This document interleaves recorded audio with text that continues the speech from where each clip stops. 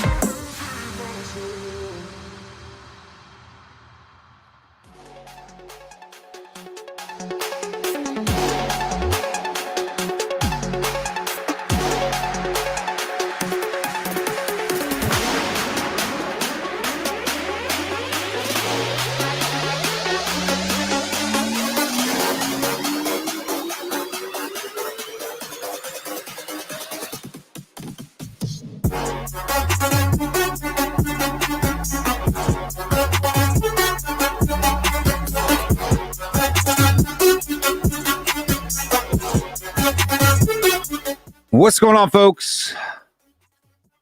It's coming home, Cody. It's coming home. It's coming home. I've got my international background. Got my international background up there today. Oh, yeah. Okay. There you go. That's a beauty. Yeah. Gonna be moving in the next month, so I started pulling down all the stuff from the game room. So I figured I'd throw it back there. You're moving? Yeah. What are you gonna take your lawn with you? No, just gotta start over. Going further south, where I can switch from a fescue to a Bermuda. Hey, did you know that I landed us a sponsor for this episode? Which is Delicious Fresca. Fresca. Cans are different in Canada. What's up with that? Oh, maybe it tastes better too. Probably. See, our cans look like this. Refreshing Fresca. Or maybe yours is diet or something. I don't know. Well, I don't think Fresca has sugar in it either way. Yeah, but I know that's kind of weird. The can's different.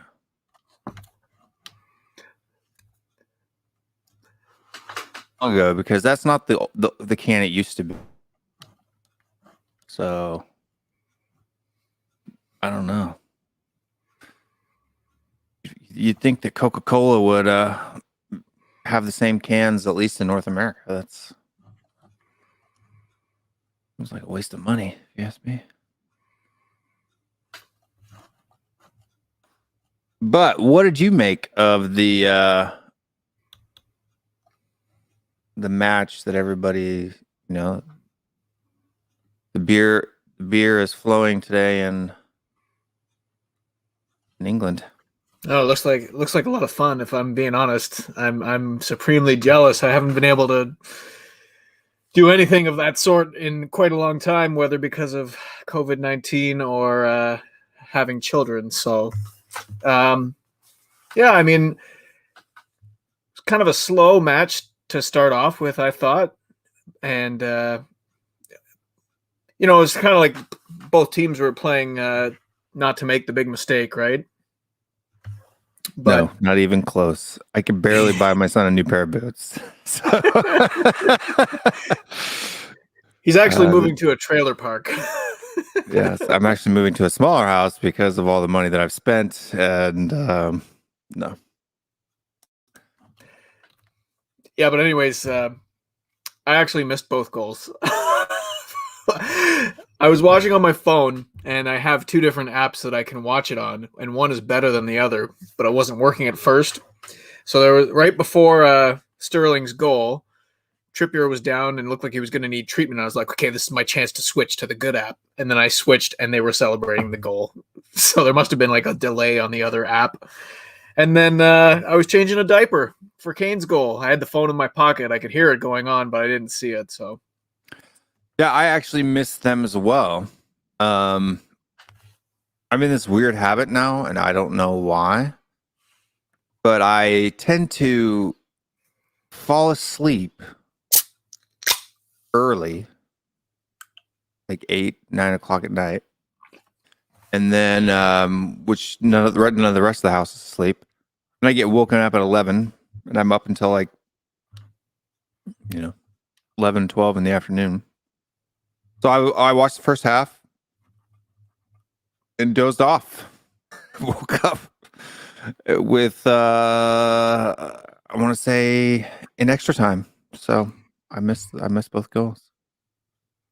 But England definitely deserved it. Although, I mean, if you're asking me, I thought for me, man of the match was Jordan Pickford. Really was. Distribution was excellent. And he made a couple real key saves. Thomas Muller should have tied the game. He was through on a horrible backwards pass from Raheem Sterling, and he just dragged it wide. And that would have been 1-1 with about 10 minutes to go. And, of course, Kane ended up potting the insurance goal there. So, but no, I think Jordan Pickford was my man of the match. Had a couple great saves. yeah, I mean that too, and at least Harry Kane scored a goal so that people will at least leave him alone. Yeah, it's funny because like the two players that I hear getting the most shtick from England fans are Sterling and Kane. Sterling has scored 3 game-winning goals for them now, and Kane is Harry Kane. Yeah, You can but only keep Harry Sterling Kane gets down it for so though. long. Like there was this one time in the first half where Sterling had dribbled the ball into the box Oh, and yeah, I Kane know. was literally open. He was free. All he needed was Sterling was marked by two men. He was in the box, and all he had to do was play a ball in between the two people, and Kane would have been, had a good yard and a half of space in the first half with nobody block between him and the goal. And Sterling just kept playing with it and playing with it and playing with it. I'm not saying that Raheem Sterling deserves to be put on a pedestal, but certainly I think maybe they should walk back some of the criticism because, you know, he's been delivering. He's been delivering goals. Whether or not he's making the most of his chances, whether or not he's being as clinical, or we all know he struggles with his final touch for a player with the kind of skills that he has. But man, he's got the numbers. You're not going to remember if they go on to win Euros and Raheem Sterling scores 5 or 6 game-winning goals. Nobody's going to remember the play where he didn't pass to Kane. That's all I'm saying. Yeah, no, I don't disagree with you, but it's also too the fact that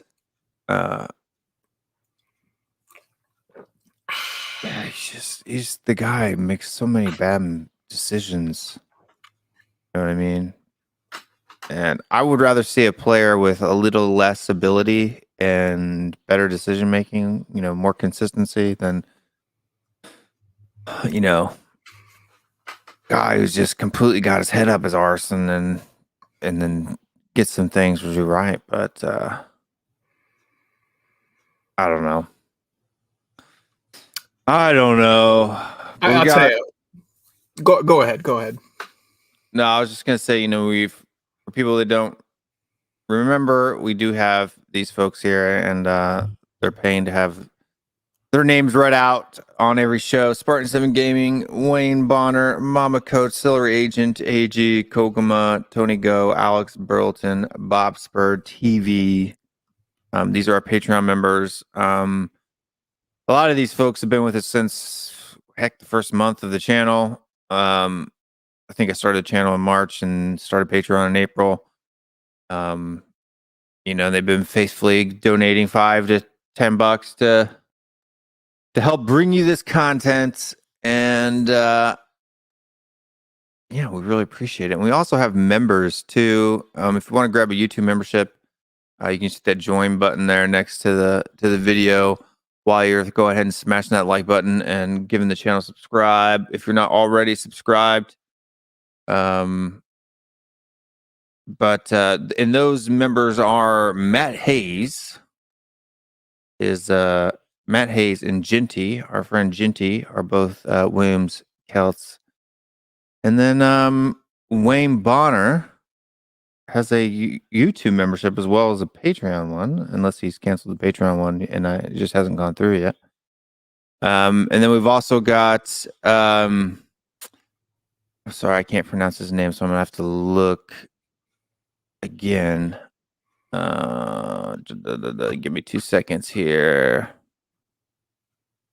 I need to make a thing for this as well, otherwise. His name is Sai Says is also signed up for Williams Ranger. So there have been about 5 days. So those are all the folks that help the channel on a regular basis. And don't forget THFCRants.com. But now that the boring part's out of the way, what did you make of Kane's performance today? They're not exactly set up to benefit Harry Kane statistically. He started off very quiet, didn't get very, very many touches, but he kind of grew into the game after that. I think a lot of people that watch Harry Kane, even Tottenham fans, there'll be games where Kane doesn't score, but you have to be able to read the impact that his movement on the pitch does for his team. He's not the fastest guy on the pitch, but he is always kind of in the back of the mind of the defenders around him. And you saw that in the first game, where he was clearly responsible for creating the space for Sterling to get the shot off that won them the game. He had a really good chance at the end of the first half to put them ahead, and just a bit of a heavy touch with the left foot to drag it back into the box, and unfortunately into the path of a German defender, and then it actually got knocked off of Sterling as well. Commentators were saying he maybe could have taken it first time, but on the left foot, you can't blame him for trying to get a touch on it. I was starting to worry at that point. Is it going to be the curse here? Is it the tournament where he just doesn't have it? Like, you could say Mbappe was a little bit cursed there for the duration of the tournament. But overall, his work rate was good.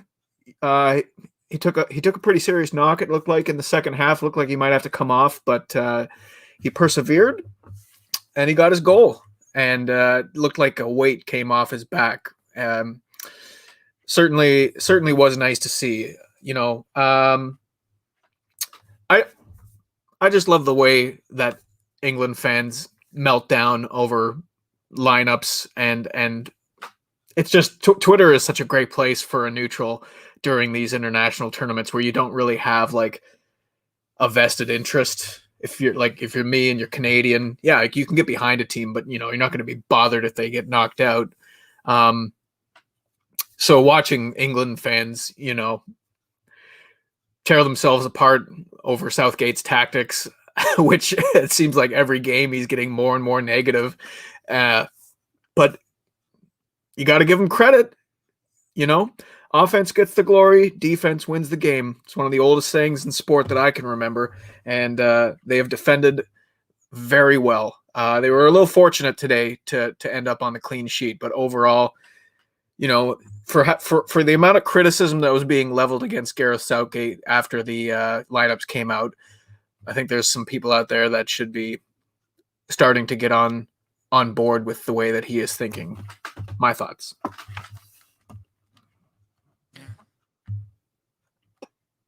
No, I don't disagree with you. Look, I mean, it's Harry Kane, and I think all of the first half of the tournament, or even up to this match, he's not had many opportunities. So I thought a lot of the criticism that he received is just generally unfair, and that all of the boo-ha is quite sad to be frank. England's got a pretty easy route going in here to. It's as easy as it gets. It really is. I mean, if you're Belgium, Italy, or Spain, you're looking at, obviously you can't count out anybody the way the tournament has gone, and it's that way in a single knockout in any circumstance. The Swiss taking out the world champions yesterday. I mean, yesterday was an unbelievable day of football. So very enjoyable. And I'm kind of glad that the French got knocked out. I have respect for Paul Pogba. That's for sure. He's obviously like talent beyond my imagination, but he's just so cocky. When you're over the top like that, it just makes it fun when you get knocked out. So it was kind of nice to see Pogba get knocked out, but what a goal he scored. But yeah, I mean, look who's left. It's a fairly easy road for England. They get the winner of the Sweden-Ukraine game, and then the winner of the Denmark-Czech Republic game. Couldn't ask for much easier, really. This was probably the toughest game that they were going to have on paper. I'm not going to say, but this is not like. Well, I would say this tournament, that if Denmark ends up beating the Czech Republic, that'll probably be the semifinal match is probably going to be the toughest one. Because Denmark looked better, other than the first game against Finland, which happened, hours after Christian Eriksen went down. They've looked far more solid against the teams that they've played. Now, granted, they were in a bracket that wasn't, I guess you could say, as good. But I mean, polishing Wales off 4-0, who had looked, fairly decent in their group, was pretty impressive, to be honest. I don't think Denmark's going to be I think Germany hadn't looked that good.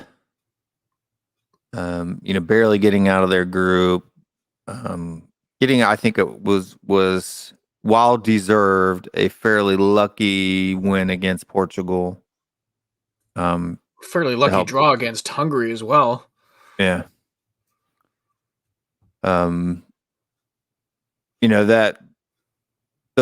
Those own goals end up being blocks, you know what I mean, in the first half, and I think that changes. And then Portugal scores first. I think that changes the momentum of that match. And then against Hungary, they were lucky to make it out. So, and Jade Bad says don't write off Ukraine. I do. I'm sorry.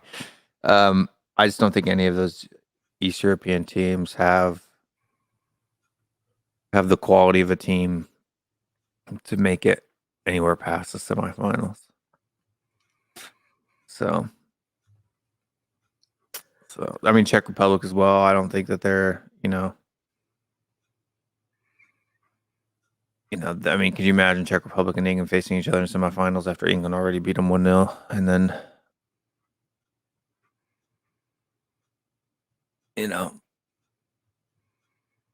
that would be pretty funny. Yeah, I mean, you could argue that the 4 best teams in the tournament ended up on the other side of the bracket, maybe 5. Sure. Belgium, Portugal, Italy, France, and Spain. You could all argue that they're right up there in the top tier of this tournament. So it's been a very kind draw for England. And we got Jamie here who's sharing the video with the unofficial Manila, Philippines Tottenham Hotspur Sports Club Facebook group. Thanks for that.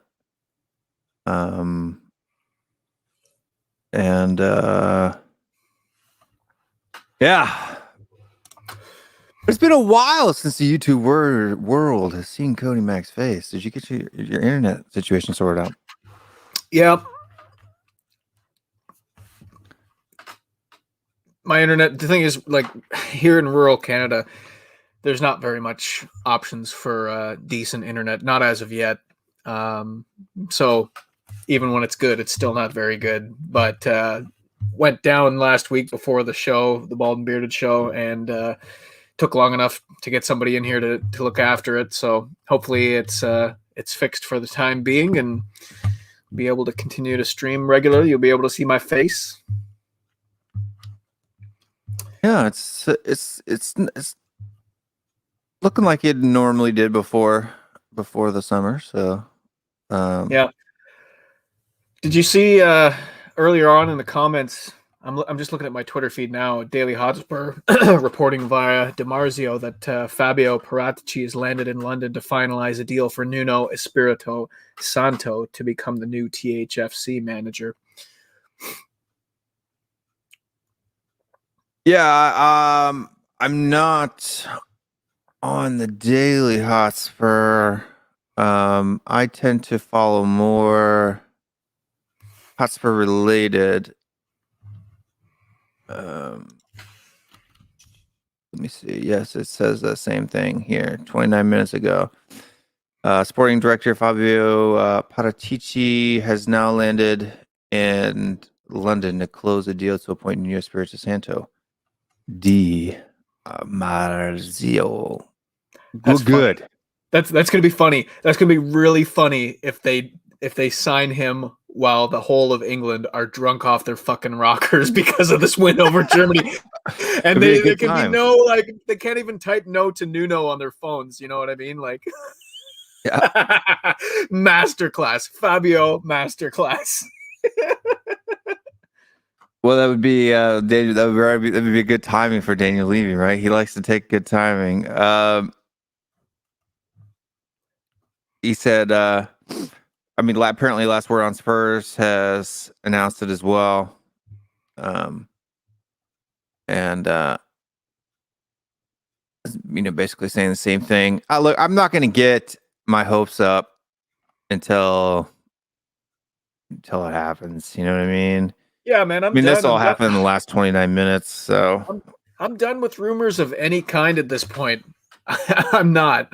I'm not falling for anything anymore. Look how much of our lives we've wasted discussing or researching, like Paulo Fonseca, and it's just like, no more. And maybe that's like the bludgeoning of the fan base that Spurs have been after for a while now. It's just bludgeon us into submission and just be like, okay, we'll only believe at Spurs official. Like people out there that are watching or maybe young or seeing what we're doing, and they might think, wow, that's cool. But for people that don't know, I have streamed over 80 hours on this channel. Over 80 hours. And like after taxes, I haven't gotten any money yet because YouTube hasn't paid out. But the only money that I've made off this channel is off t-shirt sales, and it's like $100. So for 80 hours of work, I made $100. Well, that's not even counting like all the graphic design and yeah. That's not even counting the hours worked off air, right? Like setting up thumbnails and designing all the stuff and the videos and editing. Just 80 hours, but still for 80 hours at $100, $125 is how much an hour? Not even $2 an hour, right? So what normal person would work 80 hours and make like $1.50 an hour?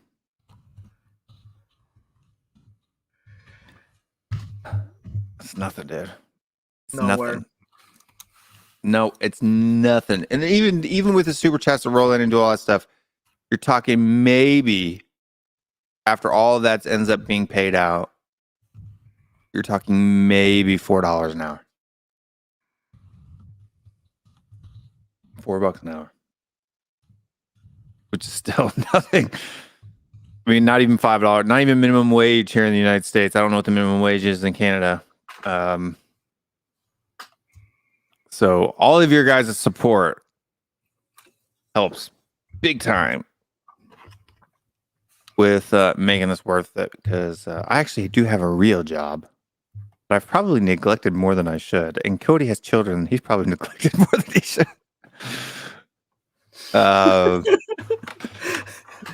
No comment. Got in trouble probably.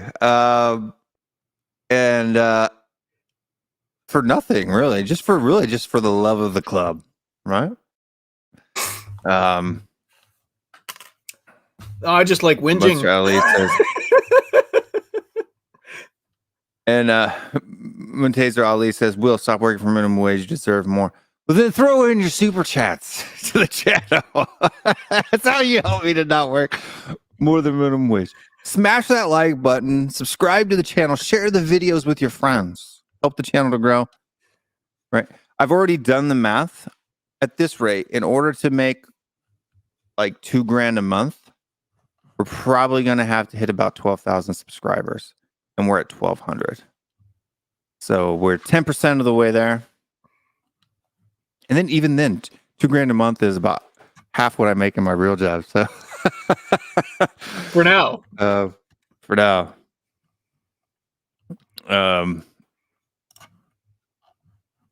But jeez. So please, guys, we appreciate the help. Thank you very much. You guys are amazing. But hey, it's all fun. Look, for one, I didn't do this to make money at all. That's not why I started this channel. The reason why I started this channel was because I'm an opinion. If you haven't noticed, I'm an opinionated git, kind of a-hole, and I like to talk. So if I can make a few bucks doing that, That's just a bonus, right? It's just a bonus. Just a bonus. It's just a bonus. And I figured it'd be a cool way to kind of just earn some cash in order to get to England and watch a few games. I figure is what I'm gonna save it up for. But Yep. And then Cody Mac. I don't know, man. You're gonna start going back to real work here shortly, are you? Yep. End of the summer, I'll be back to my Monday to Friday 9 to 5. Another brick in the wall. So we may not Life. see very much Cody Mac. I'm gonna cry. Might have to be a shorter show. We could still do the show. I'll come home on my lunch break and we just might not be able to waste so much Selling fucking insurance. time. You don't just work. Yeah, don't you just work from home? Sell insurance. Well, when I stopped work to come home to be with the baby, yeah, but that was because of the pandemic. We'll see. They're still making people go to office now. In the U.S., a lot of companies have realized that they could save a lot of money with office space size. They don't need as big of an office anymore because a lot of people can work remotely. So I think the whole pandemic has kind of shifted the aspect, of it, and you know what I mean. The mindset of it. I mean, because if you think about it, with jobs like that, especially office jobs, you know what I mean. If the company has an office space where, say, the HR director and the big boss works in a meeting room, it needs far less space than it does to have all 12 or 25, employees sitting there. You know what I mean? Because really, if you think about it, even me, when I was working, when my company had our own facility, I could have done 95% of what I did from home, and which I do now. I mean, we actually rolled back a lot of the operations into my house simply just to save money because we had hit a rough patch, so we can't downsize, and saved us about $3,000 a month doing that. So I don't like working from home, to be honest with you. For me, it's hard to do what you're supposed to do, and it's hard to get away from doing what you're not supposed to do. Like when you're working from home, you kind of feel like you're at work all the time. So you do work things at really weird hours that you normally wouldn't do if you were going to the office. It's a lot easier to separate yourself when you go to the office and then come home. You can unplug yourself. But it's really really tough to do that. My mom says she wants a Cody and Teacup t-shirt. I can make that happen. She never gets a family discount. I never give her a discount. Never. She pays full price. What a bad son. I'm gonna tell you right, guys. Most of that t-shirt money's coming from my mom. She purchased at least one thing from every line, other than maybe Man Smell. Mom, go get a Man Smell shirt. Go get him some Man Smell yoga pants. Some Man Smell yoga pants.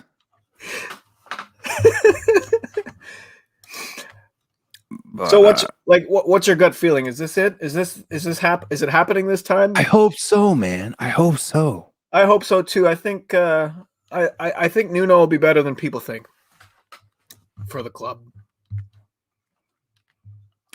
Look, I agree with you. I've been saying it since April. I mean, people don't remember, but you remember when we were both on Paxton Road and we were going over the manager list way back in April, right? And I was saying the same things about Nuno then that I'm saying now. I'm not one who tends to. I'm not so stubborn and set in my ways that I never change my mind. But you have to show me new evidence in order to get me to change. Like you have to convince me for my opinion to change. I'm not one who comes to my opinions easily, and I'm not one who changes them easily. I tend to be a jerk like that.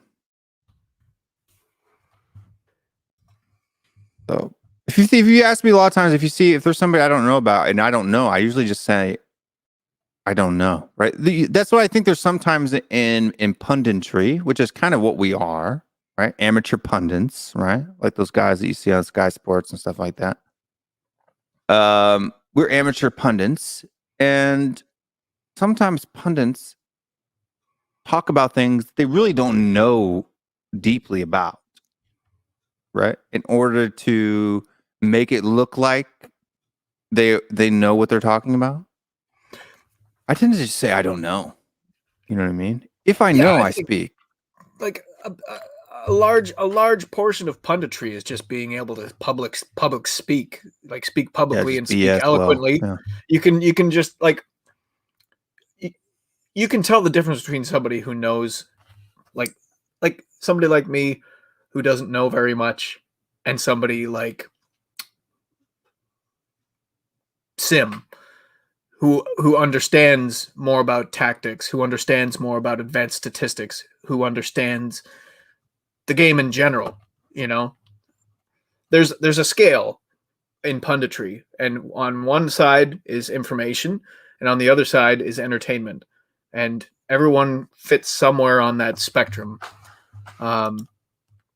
But yeah, there's nothing wrong with saying I don't know. I say I don't know all the time. I usually caveat everything I say on here by saying I'm not an expert, because I'm not.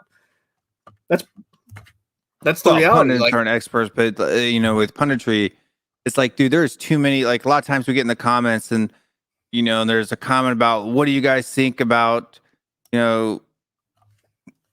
Jean-Luc Bougier or something. I've never heard the name before, and I could go off on this tangent about how great of a player he is, but I don't, right? I don't know who he is, so I'll just say I don't know who he is, and if he ends up coming to Spurs, I'll do my research on him. You know what I mean? And then I'll form an opinion.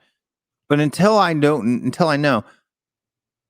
I don't worry about that. But Jamie, we're American. We don't differentiate in the pronunciation of ITS and ENTS, right? Pundits. I'm not American. And pundits. We just say pundit. All right. No. Pundit. Canadian pundit, American pundit. We just say pundit. That's what we say. No, that's not we. No, Will says that. I do not condone pundit. Pundit. We don't say pundit. We say pundits. Who's we? We, me, and my American things. It's still a we. I'm not saying just myself. I'm not the only one who says pundits. Just don't imply that I'm in that we. Canadians. Oh gosh, you and your Canadians say it proper. Your American properly. hatred. There's nothing wrong. I'm not hating anything except the way you say pundit. What's wrong with pundit? I don't even know what that is.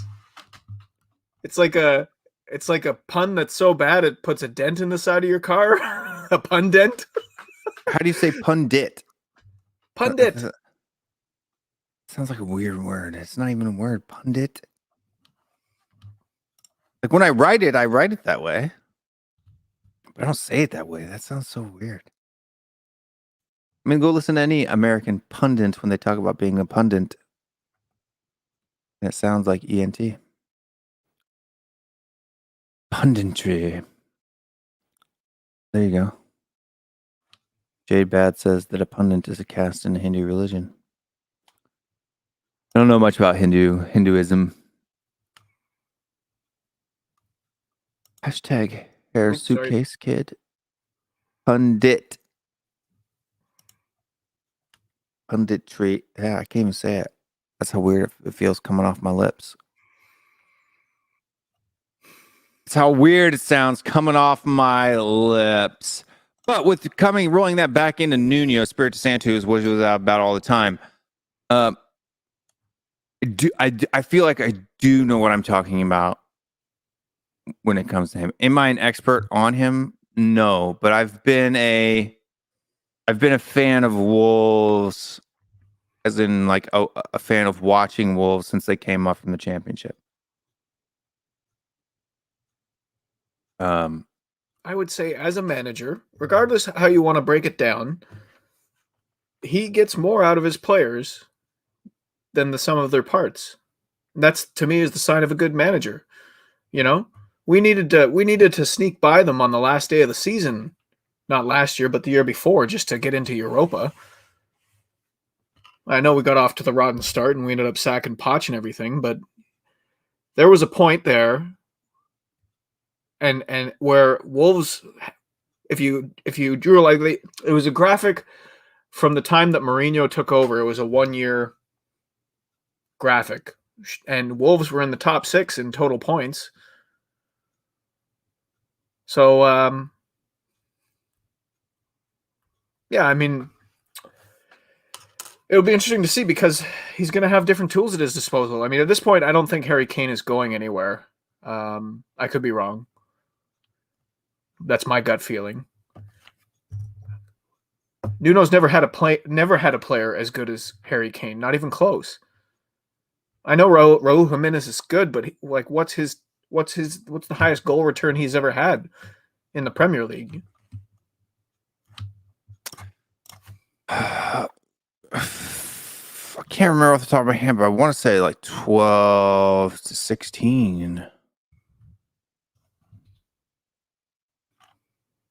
In one of those 2 seasons, 18. I'm believing you. I haven't looked. 17 goals. And that was the year 2 years ago. Yeah, let's see. 19. That's pretty good. That's good. It's not Harry Kane, though. Oh, it's close, though. Right, hit 22 in the league this season.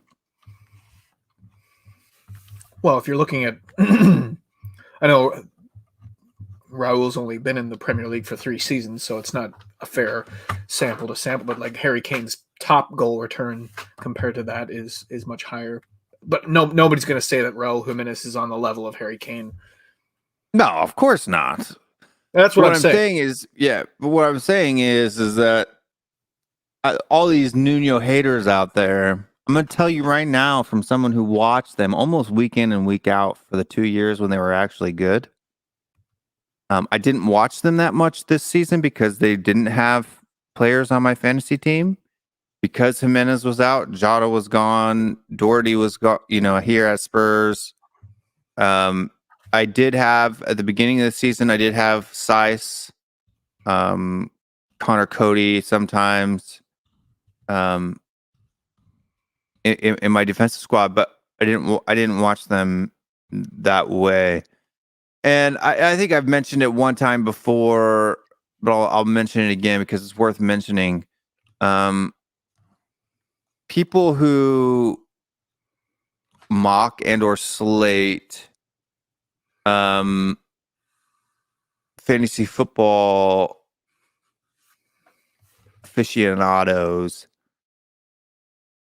as pundits are making a mistake, because I can tell you right now that community there, if you really want to, let me tell you his channel name. You want to start learning about players in the Premier League, how those players perform, different players XG, different players performance inside and outside the box, different players, the way that they play the game. You need to go check out where he just put up a video today. I know he did. I can totally agree with this point that you're trying to make, and here's how you see a lot of people who, I don't want to say rail against, but kind of dismiss advanced statistics as being like useless, and that they trust their eyes more than what those statistics. Let me tell you the difference between those people and the people that appreciate advanced statistics. Anyone who gambles appreciates advanced statistics, because they are predictive. They are not reliably predictive. They're never going to tell you what's going to happen in a game. Otherwise, everybody would use them and we would all know what was going to happen. Yeah. But they are certainly a tool to be used if you're trying to make money gambling on sport. So that's I don't gamble on football, but I do play other fantasy sports. And if you're not if you're not using those types of statistics to try and get ahead of people, then you're always playing catch up. So let's talk FPL. If I'm going to recommend an FPL channel, check out Let's Talk FPL.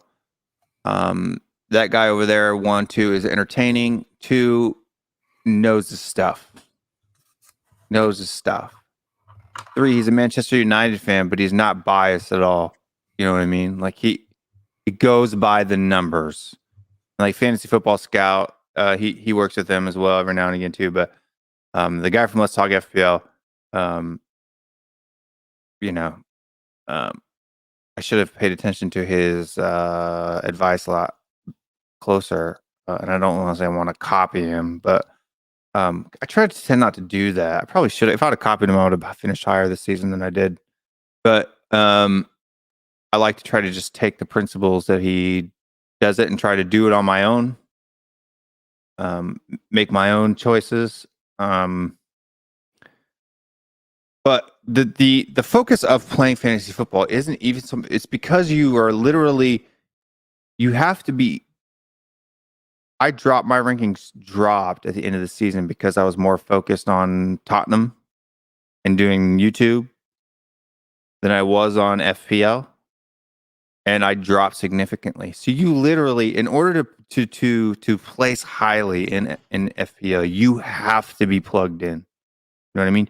You have to know what's going on with not just your team, but all of the teams and all of the top players in order to be able to make your selection based on form and fixture for the next week, right? Like you got to be plugged in. You really do. And if these guys were to come in and tell you, if you were to hear them talk about Wolves in the 18, 19, 19, 20 season, they wouldn't be making comments. And this is no offense to Darren here, but Wolves are too defensive. They wouldn't have made that comment, right? And that's what my point is that at that time I wasn't a YouTube Spurs pundit, and in 18, 19, 19, 20, I was very much into FPL, religiously, and I watched Wolves quite a bit, and I didn't think of them as being too defensive. I thought it was honestly quite entertaining, simply for the fact that Nuno Espirito Santo, in any job he's gone into, tends to come out in a blaze of glory, right? His first and second seasons tend to be far better than the ones further down the line. It's like he just comes out punching and then trickles off as he goes forward.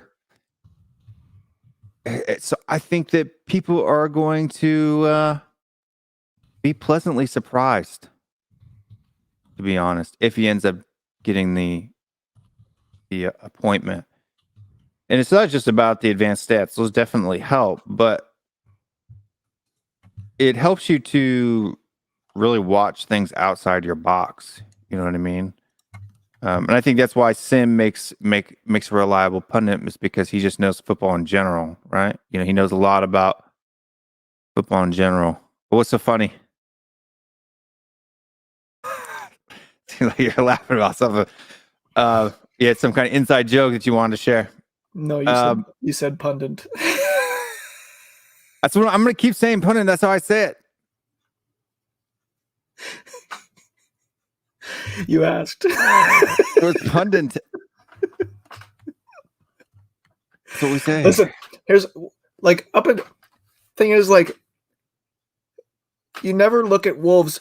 This year was different, with the injuries that they had, and they just seemed like they were in a bad way all season. But the season before that and the season before that one, you didn't really look at Wolves as an easy 3 points. No. No, never did. They're difficult. They're a difficult side to beat. And if that's the kind of qualities that Nuno is going to bring, you see, I feel like Against top watching six Wolves. sides, I think in 18-19 they only dropped 9 points. Yeah, they play well against the six good sides. teams, right? Yeah. I feel like Nuno might be able to address some of our mentality problems. You don't see, maybe you did see this year. Of course, you can't throw out 1 year just because Raul Jimenez got hurt. So you have to be fair. But I don't feel like Wolves are the kind of team that bottle games all the time. They seem to be the team that sneaks a draw out of a loss late in the game. I mean, they'd have to be, us. right? They did that to Chelsea this year. They'd have to be that kind of team because otherwise they couldn't have scored less goals than Brighton and finished higher than them in the table, right? And that's what I'm saying is that while I think that Nuno may not be as tactically flexible as Graham Potter, I think he's more tactically aware as far as what it takes to win. Right? I mean, you're talking about a guy who took Valencia to top 4 in the Liga, for the first time since they made it back into the league. Didn't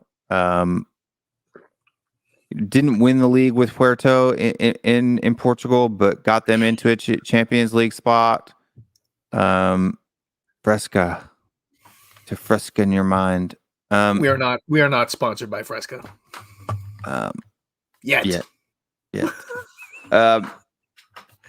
But I just think that people are when people say that he's too defensive, I want to know what do you mean by that, right? And I really would like to have some people on a show sometime where they can literally just say, instead of just saying, look, you don't want to come on the show with me if you're just going to say, well, I just think they're too defensive. I don't have any evidence for it, but I just think that they are. Because then I'm just going to kind of passively aggressive mock you, right? So you probably don't want to come on the show. And not because I'm an a-hole, but simply because that's not a good reason. That's not a good excuse. You can have that opinion if you want on your own, but I'm not going to... That's not going to be something that I'm going to accept. You know what I mean? Yeah, I totally get that. The reality is I don't watch every Wolves game. I don't have time to watch every Premier League game. I wish I did. That would be glorious.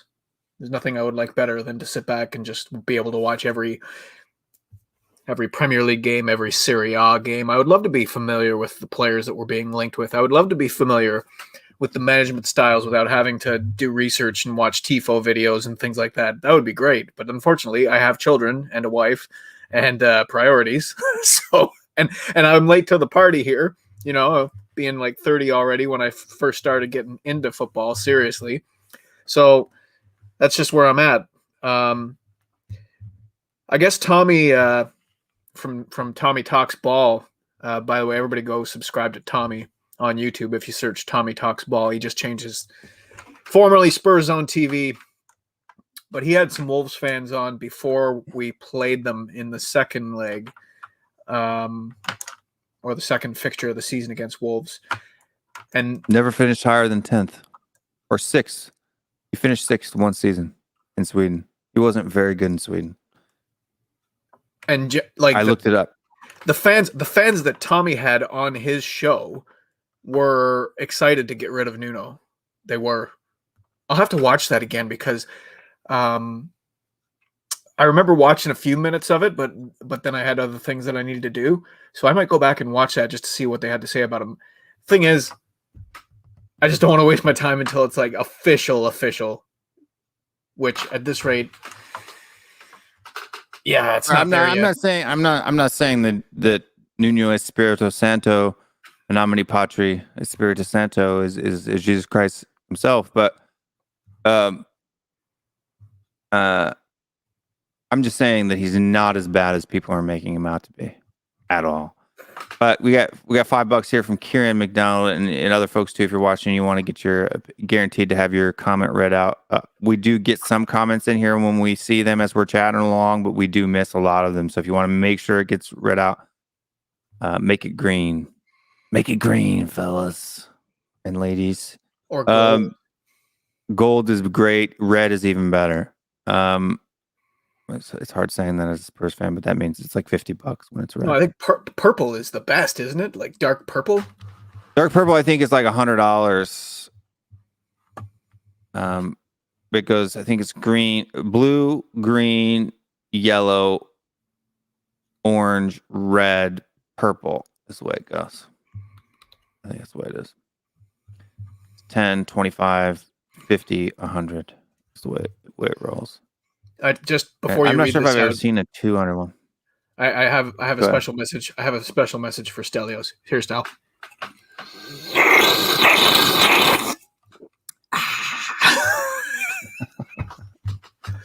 It's for you, buddy. And Kieran, I subscribed yesterday or whatever. Sorry, the days all blend together for me. Whatever day that you tagged me on Twitter.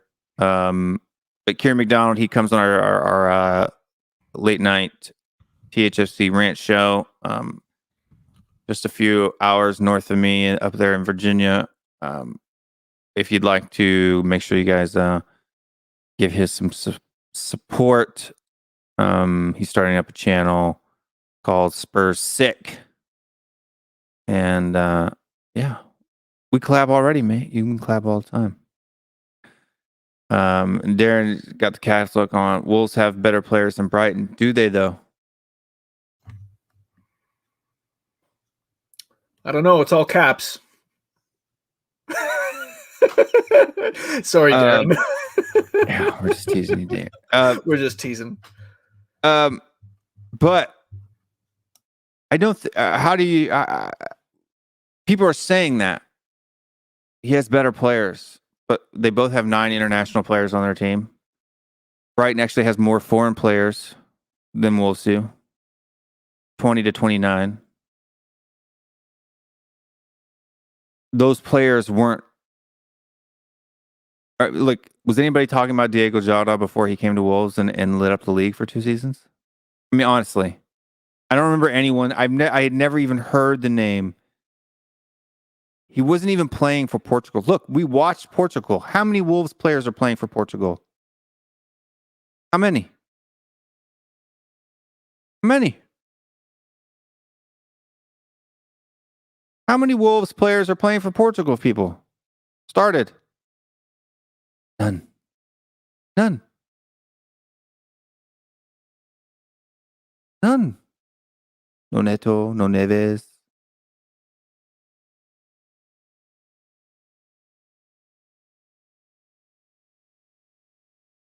So,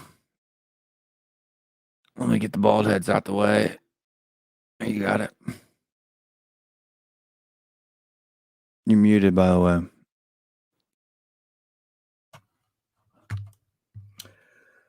Okay, so just looking. I mean, I think Patricio's a little bit past it at this point. Patricio's kind of like in the Lloris zone, you know. He's old, yeah. He's past his peak, and I think Robert Sanchez is still on the upswing. So let's say that's a wash. Personally, I would. I mean, this is just from the game that they played at the end of the Premier League season. I think it was, the beginning of May. So there will have been whoever's heard of him, right? Yeah. I mean, I would say Brighton has a better back four.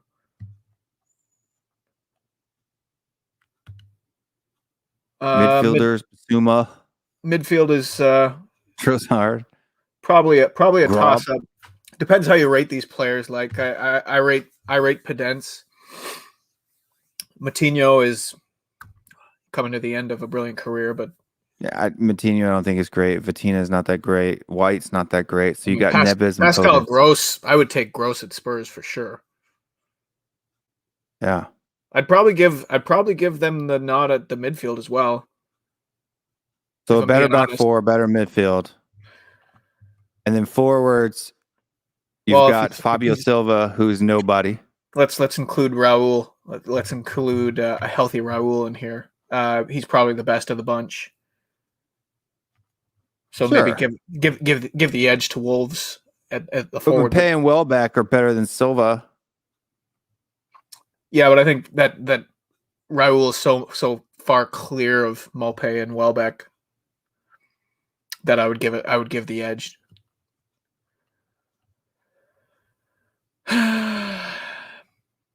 And then How many neither Brighton team. players get into the Wolves side? A bunch. Yeah, Traore was on the bench as a substitute for this. Traore, you got a Canuck down there, which nobody's ever heard of. Yeah, I would say if we're just gonna, Semedo is what?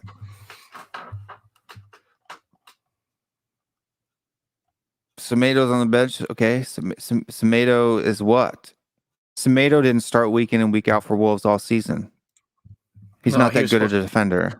he was supposed to take over from Matt Doherty and it didn't really work And out that didn't. well. Worked horribly. You had Seiss playing in that wing back role most of the season. This season. I mean, if I had to just generally, I would say keeper was a wash. Dan Docker might be okay, right? But like Brighton the better defense, Brighton the better midfield, and Wolves the better forward, the better group of forwards. I mean, Dan Docker isn't a bad player. What do you think about Traore? Is he just a dribbler, right?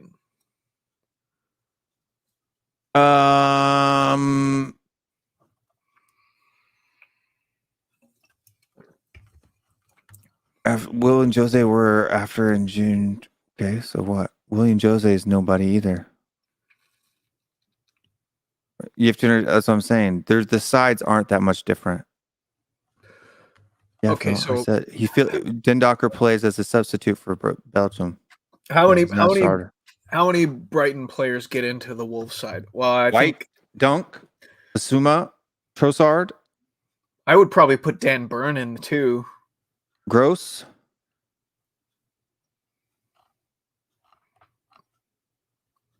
It's not. And I think they'd even play Maupay. I think it's fairly split. If the Wolves side is better, it's a little bit better. I wouldn't. You know what I mean? It really depends how you want to look at it. I would say overall, yeah, it's pretty even. It's pretty even. I don't think you would be able to like put a stamp on it. Exactly my point. And what did Brighton finish in 1920? Oh, weren't they like 16th? I can tell you in a second.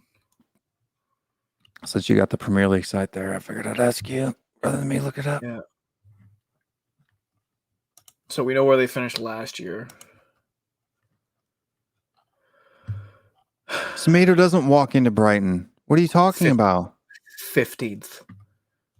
15th. Where did Wolves finish again? Yeah, I mean 7th.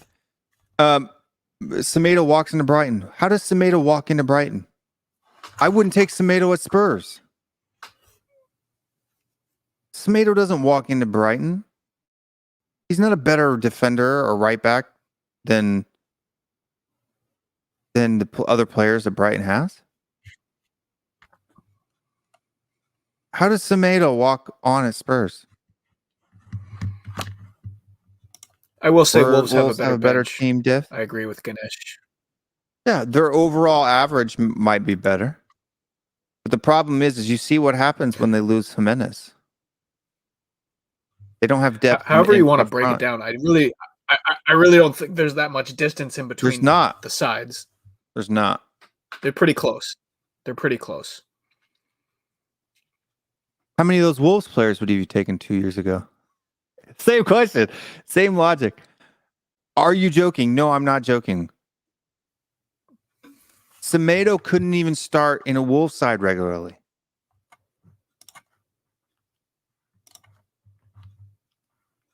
I'm not joking. Right, would I take Semedo over the people that we have this year? But no, I think Aurier is a better right back than Semedo. And the stats will bear that out.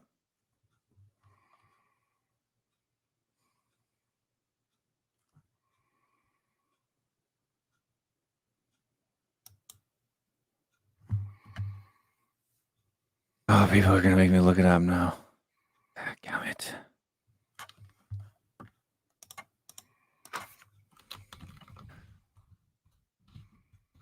Make me pull it up.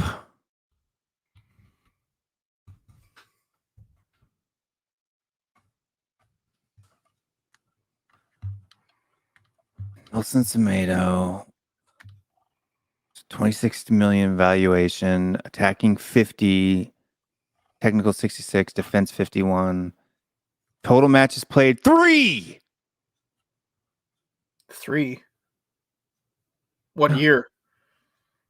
Oh, sorry. This was in the European Championship. No, he played, it looks like 34 matches played, just under 3,000 minutes. So he would have been up there with some of our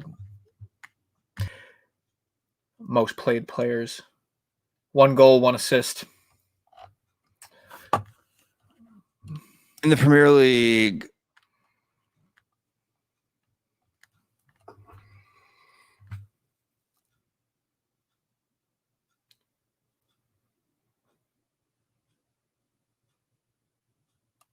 Aerial duels 1.28, 48th percentile.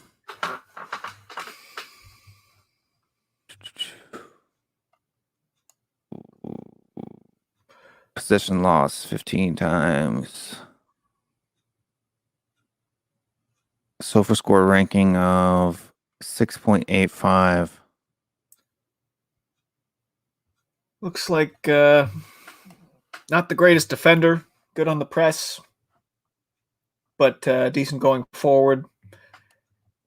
No, his attacking is worse than Serge Aurier's. Serge Aurier. Oh no, Serge Aurier's numbers on this site are out of this world. Far better. Yeah. He only played 19 matches and had 2 goals. His defensive numbers are better. His passing numbers are better. His aerial duels 1 is about the same. So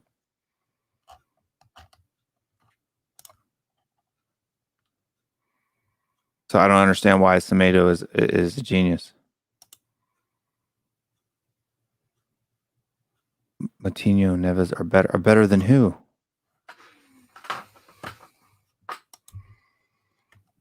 Okay. I don't care about FIFA. I'm talking about real life. Okay. Agree to disagree. Both sides are very close together. But Neves is better than who? Is Neves better than Bissouma?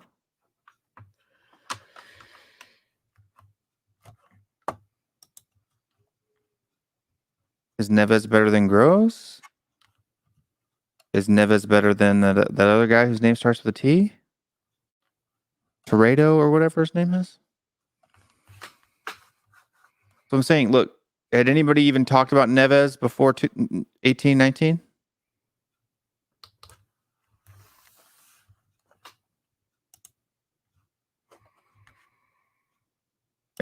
All of this Spurs have better, or the Wolves have better players, is because they became those players. Right? Everyone other than Raul Jimenez, right, became that player under Nuno at Wolves. I take Neves as Spurs too. Now,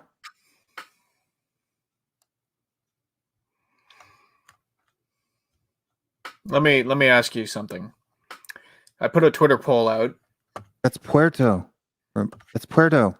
Nobody gives a crap who the captain of a Portuguese side is. I'm sorry, they don't. I don't even care if they are in the Champions League or not. Yeah, and that's because Nuno worked with him at Porto when he got them into the Champions League position.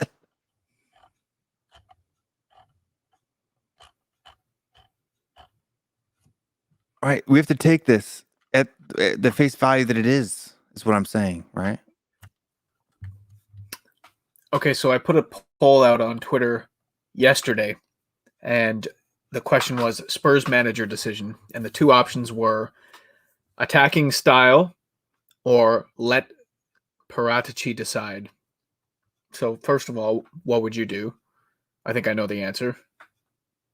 Let the Paratici decide. Why else did you hire him, right? Right. Yeah. What do you think the results were? Like what percentage for each option? There was 171 votes. 67% for attacking. 58.5. Close. Still But pretty not that- high. Yeah. Neves is a better passer. I like Neves as a player, so I'm saying, but what I'm saying is Neves wasn't a famous person until after the fact. Look, I just don't understand what people's beef with Nuno is. I don't see the statistics don't play out that they play a passive defensive style of football. In fact, it's the reason why I like watching Wolves, the reason why I found Wolves to be entertaining during the 1920 season is it's fast. It's very fast. They work the ball up quickly. Up the wings, right? Up the flanks, through passes, dribbles, quick 1-2s, boom, boom, boom, boom, boom, boom, boom, right? And a shot on goal. Yeah, they'll sit back and defend when they need to defend, right? But they're not a passive team, right? What I hate seeing is when center backs are playing balls into wingers, right? Wolves don't do that. They don't. I mean, if the play passes there, obviously they'll do, but that is not a common trend with Wolves. You know what I mean?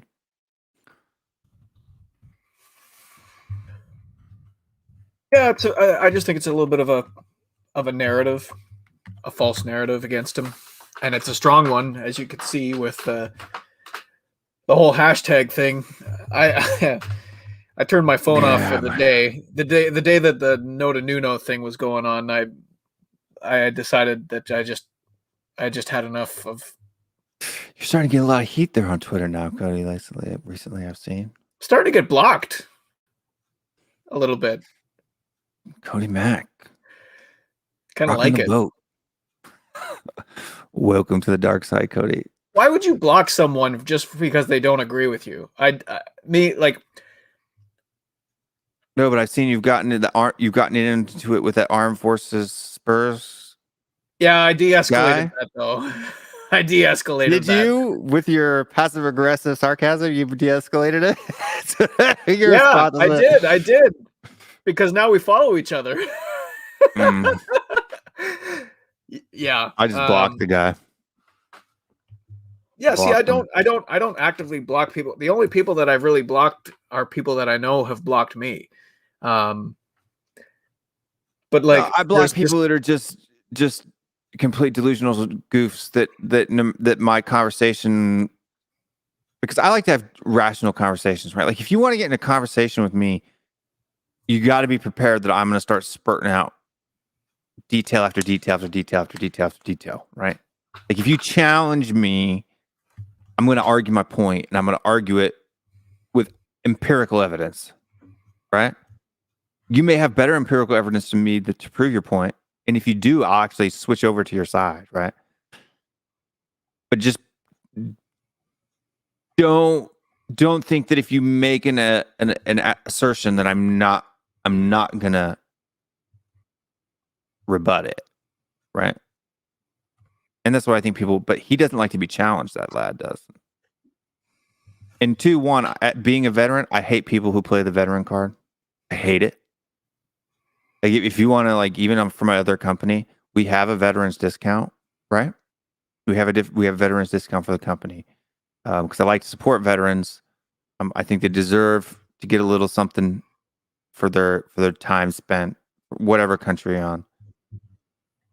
But if you come to me and say, you know, I'm a part of this veterans, or I'm, you know, if you give me a sob story, delete it immediately. Right? If you start using that as a crutch, deleted. Deleted. I don't like people to do that. You know what I mean? You know what? I enjoy a healthy debate with someone, and the thing is, I do too. that's the one thing. That's the one thing about a debate that I think that a lot of people don't necessarily acknowledge is that a debate doesn't have to end with a winner and a loser. A No. debate doesn't have to end with someone changing their mind. A debate can come to a natural conclusion where you just agree to disagree, especially when it's a debate based on opinions, right?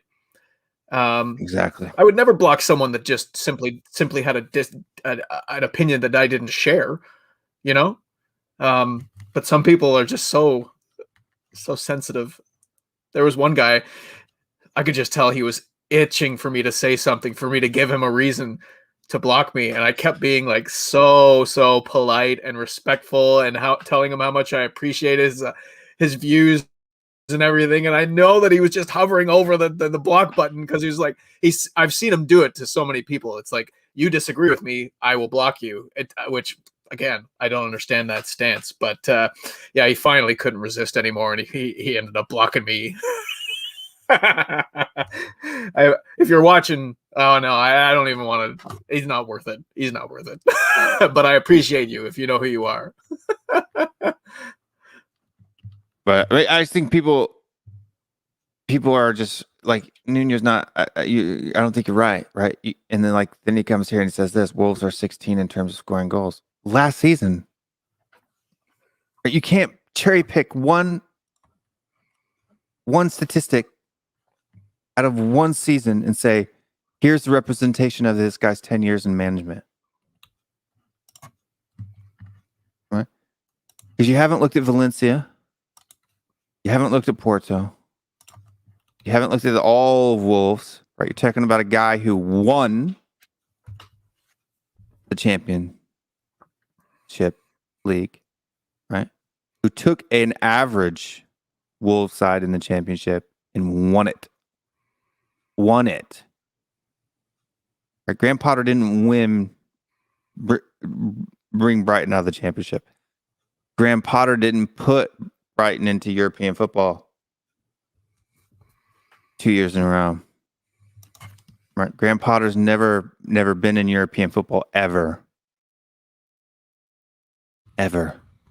Never finished higher than 6th in Sweden.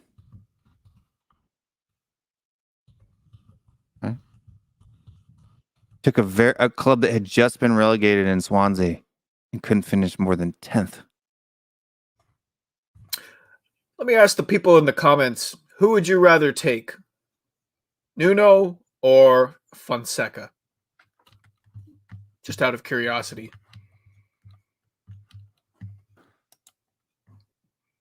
I personally, I don't know, it's a bit of a coin toss, but obviously Nuno is a little more proven in the Premier League. Do you think that Fonseca was actually one of Paratici's targets? He doesn't seem to fit the profile of everyone that we've been linked with since we broke talks with him. With who? Fonseca.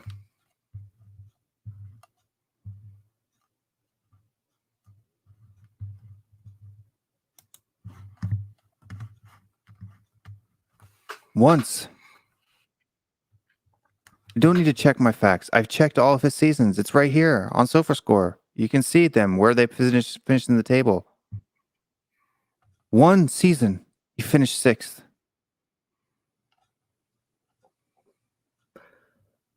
And didn't even make it.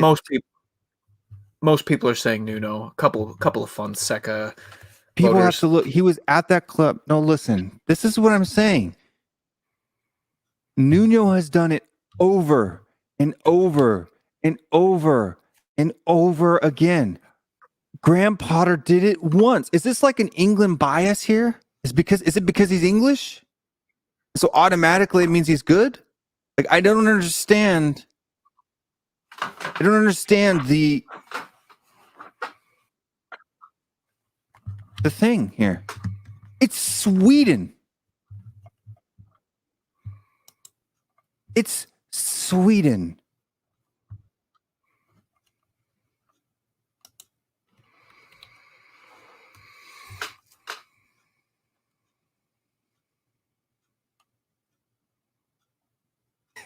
Says Will has turned off the New Year haters. They've left the chat. That's fine. They're welcome to leave and join. I'm not in this to make friends. I'm in this just to have a debate about what I think is right.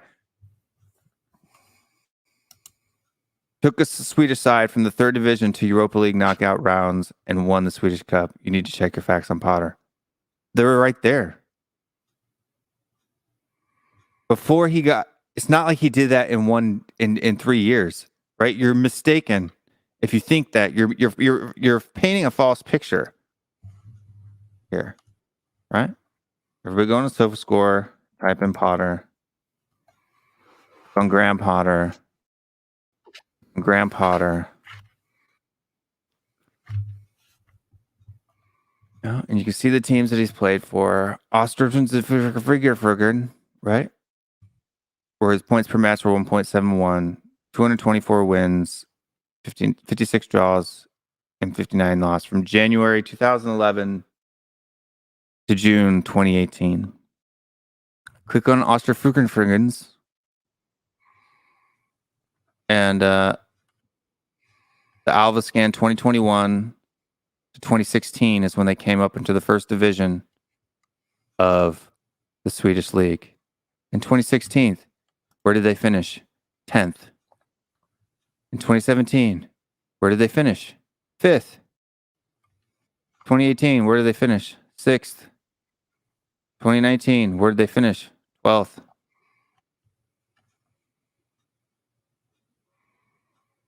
So 5th and 6th was the best that the Graham Potter had done with them. In the Sputtertan, which is the second division, in 2015, they finished 2nd. 5th. 10th. Then before that, second division, Graham Potter, in his first year, won the third division with the club. Won. He's only won once. Right? How many clubs has he taken into the Champions League? How many clubs how many times has he won a higher division? None. So I don't understand why people are so. Look, I'm not saying that Nuno Espirito Santo is the greatest manager of all time. I'm saying he's better than Graham Potter. By far. And I'm not wrong. I'm not. Statistically, trophy cabinet wise, results based, empirical data, Nuno is better than Graham Potter. I'm just combing through this this post from Gianluca Di Marzio about Fabio Paratici landing in London to sign Nuno. Third division, not fourth. I just went through it. Let me say that 9 out of 10 responses from Tottenham fans are pretty angry. Oh, man.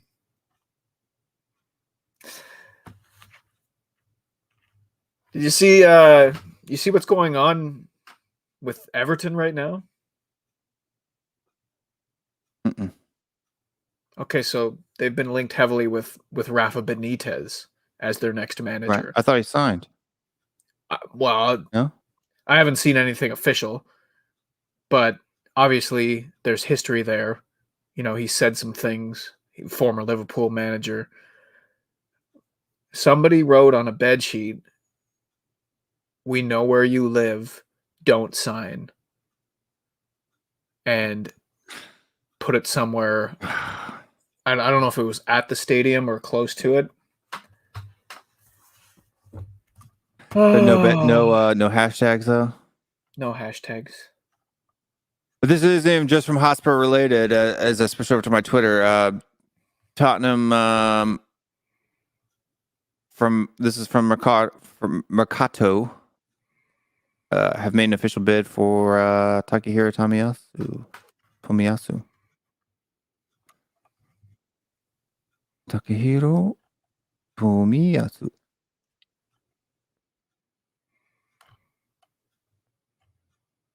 What are your thoughts on that?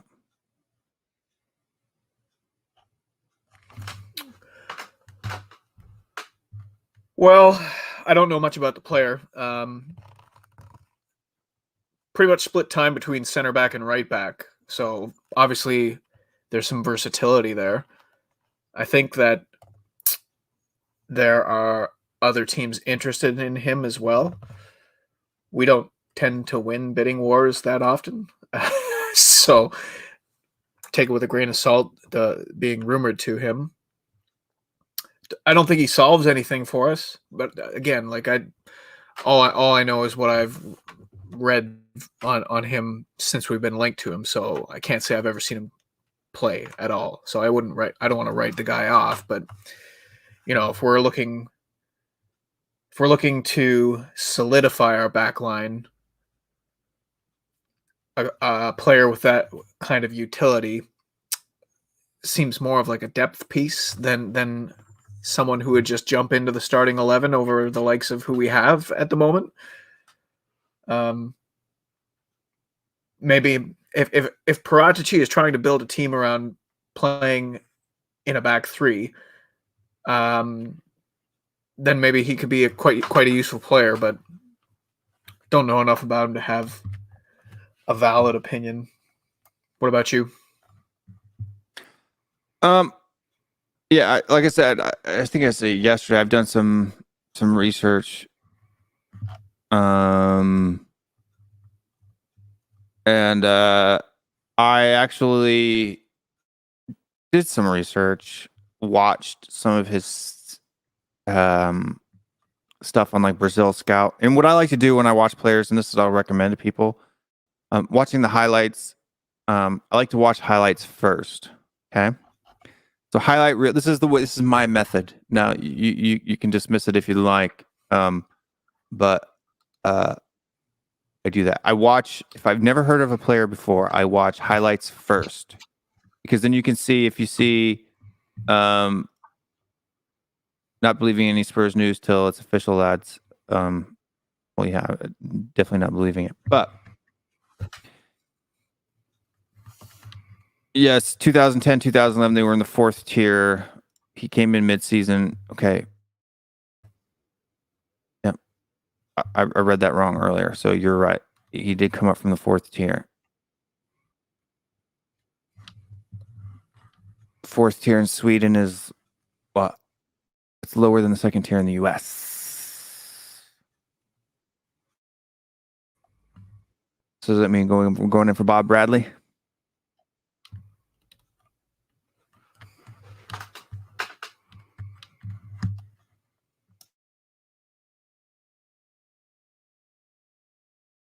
I mean, seriously, like when people say you don't want to dismiss it because you've derailed me from my other previous point, but I have to make this one quickly, and then I'll leave it alone. You're dismissing. You say it's dismissive to dismiss that he got someone out of the 4th, 3rd, out of the Swedish league. You do realize that on a FIFA coefficient, MLS is higher than Sweden. Swedish league, MLS. Would anyone for Spurs be willing to go in for an MLS manager? Anyone? I mean, let's be honest. Is any European person going to be going in for an MLS manager? No. 1-0 Ukraine. They'd laugh you off. They'd laugh me off. They'd laugh me off the stream. Right? If I said, let's go in for Bob Bradley, let's go get Bob Bradley from LAFC. Right? He's coached in England before. Well, they'd laugh me off. They'd laugh me off the stream.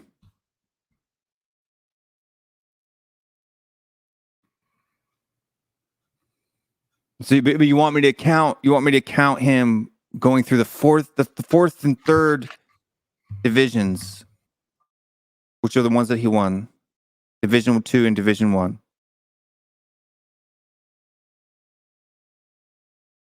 And use that as versus Nuno, who Valencia into Champions League spots, Puerto into Europa in Champions League spots, Wolves into Europa League spots.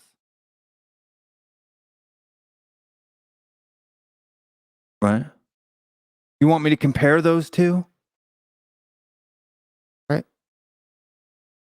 Liga MX is rated higher than the Swedish league. Just saying. It's not dismissive to dismiss a league that is not anything.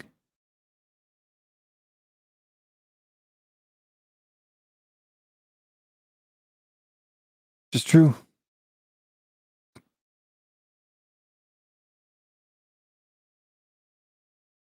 Porto may always make it, but Valencia doesn't. Wolves have never made it into European football in like ever. They may have done it a long time ago in the past. Wolves at one point were a decent side club. But anyway, back to Tomiyasu. Or Tomiyasu.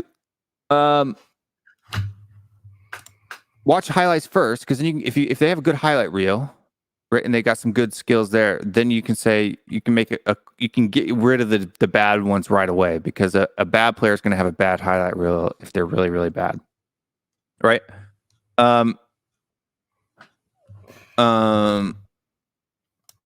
And then you have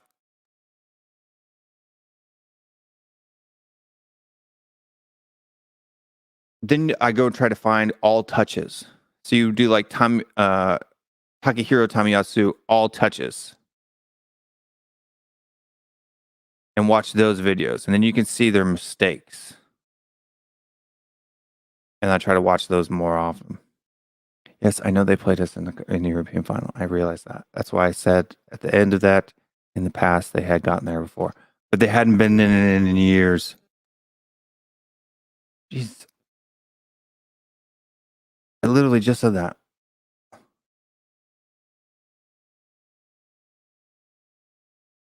Christopher Rinshaw, breaking. Tottenham Hotspur are now ready to finalize the appointment of Nuno Espirito Santo as the club's next manager.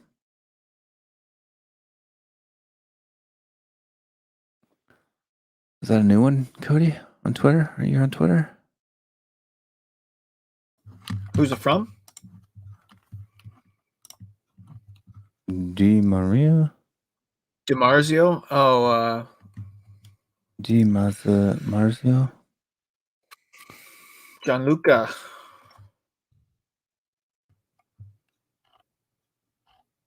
I wouldn't necessarily think he's trash. But he's not. None of them have been great. Anyway, look, anyone who's even related to Spurs at all has been horrible this whole summer. So they've all been bad.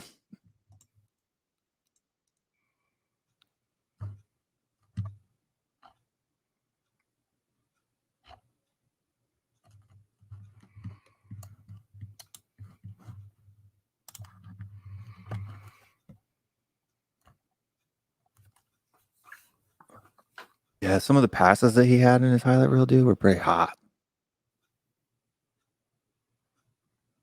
So hard to compare. Like, is he being measured against strictly Serie A players, or is this against all European players on Football Reference? It should be fullbacks. Well, he plays quite a bit as center back as well. Top 5 leagues. So it says men's big 5 leagues in European competitions over the last 365 days. So there's his percentiles as a center back.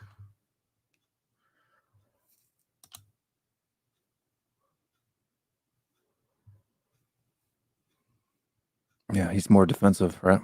So if you just look at his clearances and aerials down there, it's like 98th, 97th percentile. He's definitely more of a defensive type player as far as a right back is concerned. But it's a center back that I'm looking for. I'm looking at him in the right side of a back three. Yeah, that's kind of what I'm seeing. And look, this is what I've learned with, and you can see it in Son. You can see it with it. It's a stereotype, but it's not, because it's their culture. But with Asian players, they tend to be very technically gifted, very tactically astute, right? So their soccer or the football IQ is very high. So they tend to be positioning. You know, they may not have the brute athleticism that a lot of other players have, but you just look. I can even see it in my kids' team, right? All the Asian kids, right? They're very technical on the ball. They work really hard. They train really hard. But they may not be the biggest, strongest, fastest, most flashy kid on the team, right? But they're reliable, right? Consistently reliable. And I think it has to do with the culture, right? Like Asian moms and dads, you know, if you're going to play sports, which they don't want you to do in the first place, you have to, you know, be giving 9,999%. But you know, and as Aaron says, you know, they'll die for their team. Yeah, I mean, that's just the kind of mentality that they have. I mean, we see it in Sonny, right? We see it in Sonny. He may not be the most physically gifted player, right? But they tend to be quick. They tend to be smart. They tend to be hard workers. They tend to give 100%. You know what I mean? I think he looks better than Kim Min-jae, to be fair. I'm not worried about the business side of opening up the Japanese market. I could care less about that.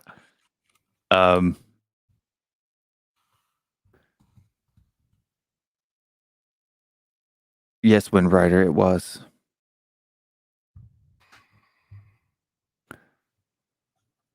His first 2 seasons were very...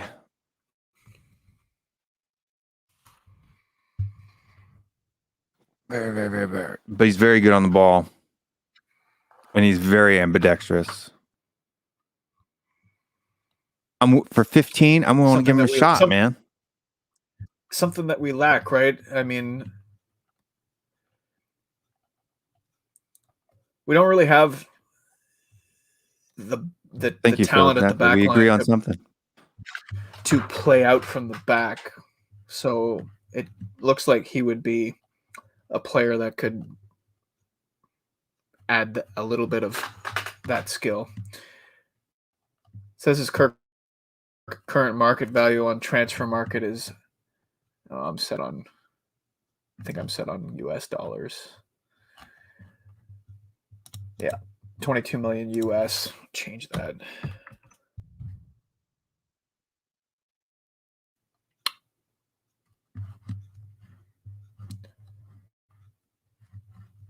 Probably rather have him than Juan Foyth. But I'd rather have him than Sanchez. I would. I think he'll be more consistently. He may not have that, and I could be wrong, and that's the problem. Is a lot of times they're not given a fair shake. To be honest, but he may not have that moment of that amazing, you know, athletic tackle that Sanchez can have, but he'll have flashes of it and be far more consistent. You know what I mean? They're just far more disciplined players. They're more focused. they're not prone to make that big mistake like the likes of almost all of our defenders tend to seem to want to make. The Dyers and the Sanchez's and the Auriers of the world. Yeah. And I just think too that because of that, when you find the top of the top, the gem of the gem, right? You're getting a gem. You're getting world class. So if I'd have to look at him and how he's ranked along other Asian defenders. My guess is that he's got to be up there if he's playing in a Serie A side. I don't know if there are any other Asian defenders that are playing in a top 5 men's league right now. So he may be the best Asian defender in the world. Kim Min-jae just did get purchased by Juventus, but looks like if he is the best Asian defender in the world, then you know you've got the best Asian winger, the best Asian defender. Looks like Atalanta are interested in him, and we know what the style of play that Atalanta like to play. So if they're interested in him, then it should bode well. 50 mil, that's not a thing, but why not? I mean, that's not a ton of money. 21 years old.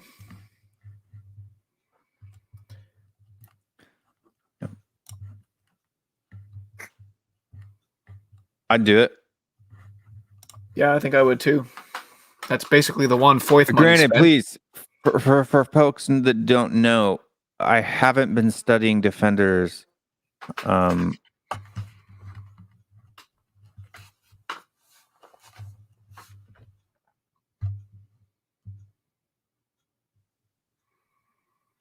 Yeah, right. What I'm saying is that you have there are cultural norms. I'm not saying it's not about the ethnicity; it's about the culture, right? There are cultural norms on how people do it, right?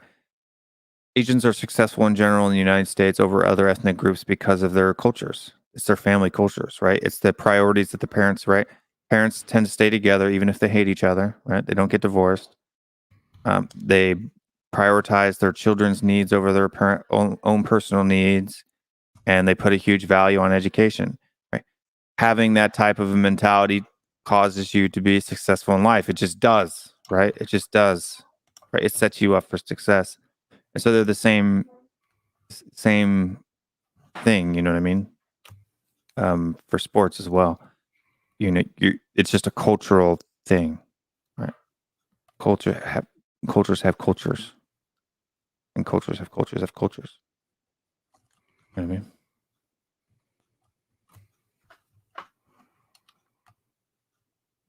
15 mil is cheap if we can get him. Ooh. I've just seen the Zinchenko goal. Fantastic half volley with the left foot. Sweden are in trouble here. It's not late yet, but first goal so important. 1-1. Is it 1-1 now? That's what Mark Swift says. Oh boy. Shouldn't open my mouth.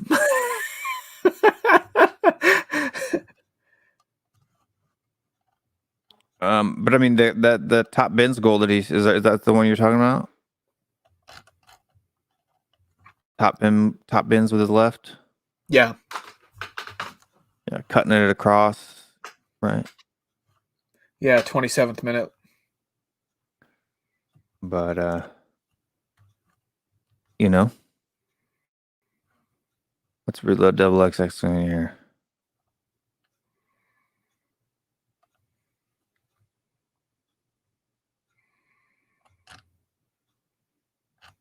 I thought Mercado was one of the good ones. You just said that the other guy was unreliable too. Look, they're all unreliable. They're all. There's not a single one. It could be, you know, Jesus of Nazareth that tweeted it out, and I'd still say that it's. I'll believe it when I see it. When it comes to Tottenham Hotspur this summer, they're in the business of unreliability. That's why I don't get. I think they're in the business. People rail against them. It's like, okay, well, did you take it as gospel? Because that makes you the fool. Even Ali Gold is unreliable. Of course he is, because look at the people This that he's season, listening yeah. to. Because He's he's just dealing doing- with Daniel Levy. You're shooting the messenger. Yeah, for sure.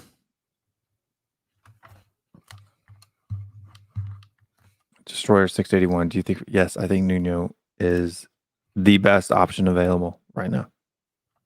100%. It just depends how you look at the availability of certain managers. I don't think we're in a position where we want to pay compensation of any kind. So that takes out anybody that's in a job right now. But that's just my opinion. So, but when you pare down the list based on, the various conditions, Nuno is one of the best managers available that fits our conditions. So Galtier is signed officially for Nice.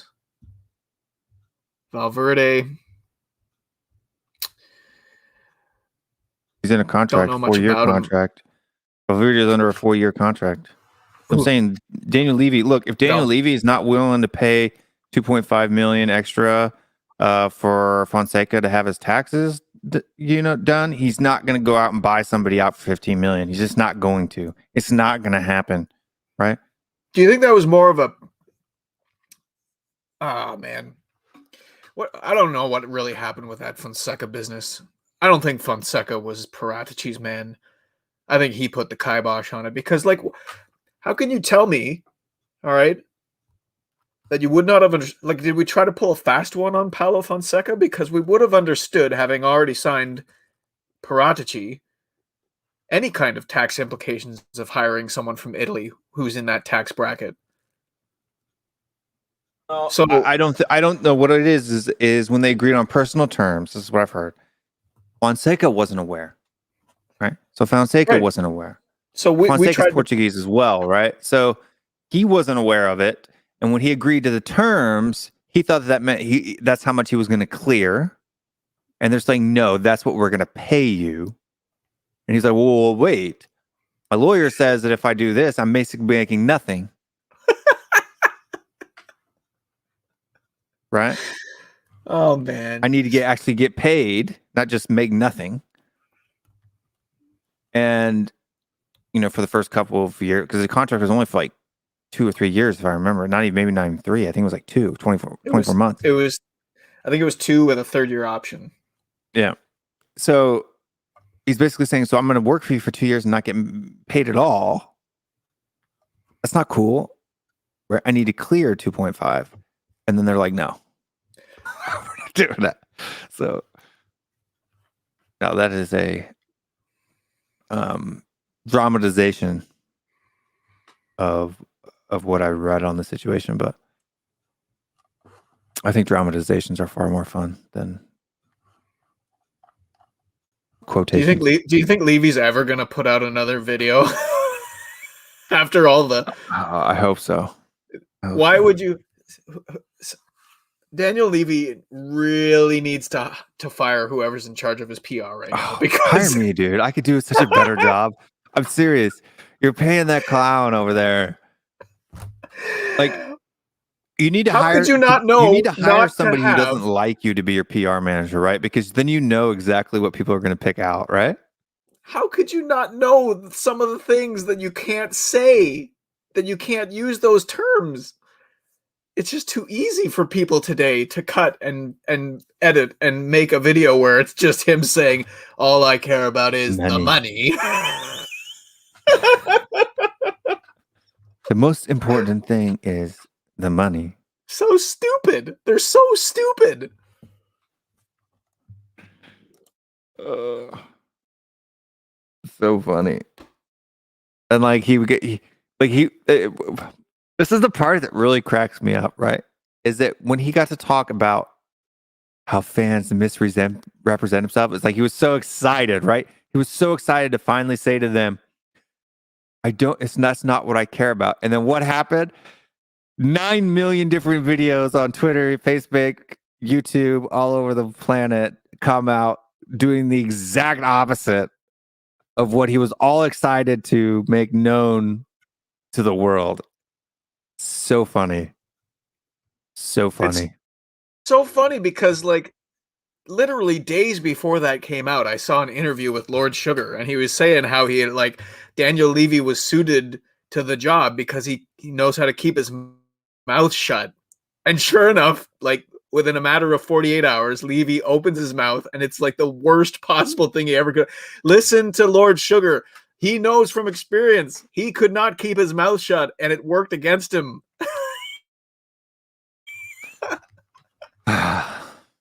I just found he's on Twitter, right? Like I didn't realize that he's kind of like the UK's answer to Donald. I think he runs their version of The Apprentice. It's basically 24/7. It's hilarious. I thought it was a parody at first, but it's actually like him. He's got like the blue check mark and everything. I need to get a blue check mark for all 500 of my Twitter followers. You're getting close to 1,000. Yeah, I'm up there. It's funny how much people when you hit a nerve with how they feel about the club right now, you know. Yeah, your know this, know that tweet got up there pretty good, didn't it? Yeah, I went crazy. I got a lot of flack about that one, but I mean, a lot more positive response than negative. But like, look at this. Look at this, Lord Sugar. I often discuss with my wife about people's faces you would like to punch for no real reason. I know it's not fair. They may be perfectly nice people. She has her list of faces. Sure. This guy's my cup of tea, man. This guy's my jam. I thought you were talking to Daniel Levy was on Twitter. No. Like actual Alan Sugar. Show me your face and I will decide if it's punchable. This is brilliant. Brilliant. More bikini shots. You want to see pictures of me in a bikini? No, you don't. You don't want to. Maybe 5 years ago, but not now. You don't want to see me. Nobody wants to see that. Oh my gosh, dude! But there is some weird stuff. I saw a post yesterday. If England wins and Kane scores a brace, people are going to shove things in places where things shouldn't be shoved. It's a little. Twitter's a weird place, man. I love it. I mean, it's kind of stressful. What is the point? I'm weird. The point so in 1-2? What is the point of not being able to keep people from commenting on your tweets? Like, even if I block you, right? You can still retweet and comment and do whatever on my tweets if somebody else at you on my tweet. Yeah. Yeah, but they won't, because they haven't blocked you. Be able to see what you've written. But they can still respond to the thread. Yeah. You know what I mean? They can still be a part of the conversation. They just can't see what I as an individual have written. Yeah. Whereas on any other platform, if I block you, you no longer get to comment on any of my content ever again. So really, there's no purpose in blocking Twitter, because when you block somebody, you then have to have an extra account to go in and look to see if the person you blocked has commented on your stuff or not. You know what I mean? You can't. But it's brilliant because then, like, so many people are having second accounts. It just means more and more stuff for Twitter, more and more revenues, right? It's brilliant. It's brilliant. I love No, it. but it's forcing people to make troll accounts to see if you've commented on their thing. I only I have hate one Twitter. account, but I have definitely been tempted to have a separate account where I like pretend to be a full-on Daniel Levy Enoch heel, like just tormenting people who I actually agree with, knowing exactly how to push their buttons the wrong way. Twitter is a beautiful, beautiful radioactive wasteland. It's great. I'm telling you, I can't handle it though. Well, I mean, I can handle it. It just drives me. Like I have other Twitter accounts for other reasons that I just never even use. Like this is the first time in my life that I've ever been someone who's been actively active on Twitter. And even then, I don't read my newsfeed very often, right? I only respond to people that respond to me. You know what I mean? Like I'll post something, and if people respond to me, I'll respond to them. I rarely look at my actual feed, and then when I do, it's just the weirdest stuff that is out there in the world that you never see on Facebook or Instagram, which is where I spent most of my days. But the world is a weird and an idiotic place. That's the reality. Like, I get what you're saying. Like, Twitter is not a place where you go to have like intellectual conversations with people. That's why there's a character limit. You can't. There's only so much that a person can stand going back and forth with somebody in 144 characters or less. But it's, to me, like as far as social media goes, it's one of the more accurate representations of what humanity actually is at this point, which is a collection of fucking idiots. Full of morons. Like Facebook, it's like I don't even know anymore. I don't go on anymore. Insta, it's the life you want to have or whatever. Twitter is just like the dark truth. There's worse than Twitter. There's way worse than Twitter. Yeah, but maybe not for football. I mean, if you get into the political world and stuff like that, there's probably worse than Twitter. But football, I don't think anybody's on whatchamacallits for what's the other Twitter ones? Can't remember them now. Shows you how much I pay attention to them. Yeah, I'm not sure what you're trying to say. There's other Twitter-like platforms out there for politics that don't get censored as much. Yeah, like Parler, and there's another one too. It's like a Gab. Clubhouse. Gab, I think is what it is. Gab. Yeah. But like for instance, the stuff that I see on Twitter and the stuff I see people say on Twitter, which I've never seen people say, maybe it's that Facebook is a little bit more of an echo chamber. You don't get to interact with a lot of strangers. You know what I mean? Because like my Facebook is locked down to where like if you're not a friend, like not even friends of my friends can see my stuff on Facebook, right? So,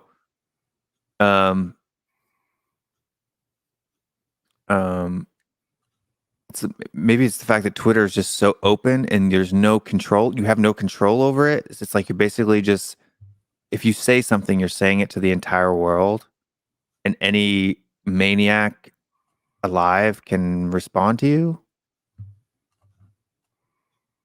And yeah, I don't know. It's got good things and positive things. I mean, you can get 500,000 people to see your tweet. I never thought that I'd have 500,000 people see a tweet on Ryan Mason. Just in the last 28 days, okay, I've had 1.39 million tweet impressions. And that's like, I don't have a big Twitter account. I have 700 followers. That's it. I've got 763 followers now. That's up 295 in the last 28 days. So yeah, it's just a funny place. Yeah. I would just like to be able to block people from being able to comment on my crap. You know what I mean? Like, I don't care if they see it. I don't care if they see it. I don't want them to comment on it. You can. There's a setting in there that you can limit that only people mentioned in the tweet can reply to it. So if you want it to Yeah, start, but like then a that thread locks it where- down for everybody. I just want to be able to block Yeah, the trolls. there's You know what I different mean? there's different ways you can set it up, but You yeah, can either generally lock speaking, it so only people that follow, only your followers can comment on your you tweets. shouldn't really have too many people like popping in there despite being blocked. They'd have to be pretty well.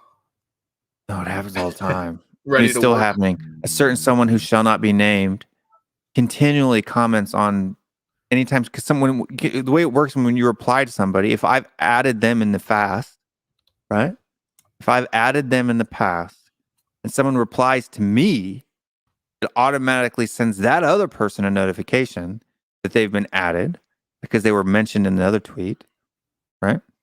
So then they come in and respond to these people, and I can't see it unless I go and look at every person in the trail, or go and look at from a different account that they've even commented on my own tweet. So they could be harassing people who I follow or who follow me, even though I can't see that they're harassing them.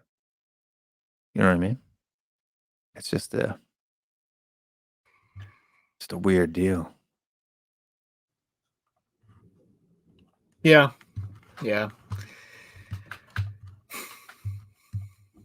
But You we've can't hit our take the time heat. for today. Get Can't out take of the heat. there. I can take the heat personally. Right, but if I block people, it's I'm doing it for the good of the account or the good of the channel, not for myself. Trust me, if it was me, I would just be there. I'd just argue with them till all night. You know me. I just argue with them till all nights of the morning, all day for 2 days straight. I don't care. Right? If I'm blocking them, I'm doing it to avoid unwanted controversy on the channel. And that's why I'm doing it. But the fact that I can't do that bothers me. I like the way YouTube does it. Right? I can if someone's blocked me, I can still go watch all their videos. I just can't comment on any of them. You know what I mean? Yeah, unless you want it, but there's ways around that too, like just opening a new account, right? Yeah, but I just block that account. Yeah, You know what I mean? I just keep. It's a lot easier to just hit block every time somebody comes in and isn't it? Be honest, I don't even think I blocked that many people. I think there's less than 10 people that I've blocked on this channel in the 3 or 4 months that we've been doing this. Now it'll be 4 months on the 18th of July. But well, yeah, I haven't had to block hardly anybody.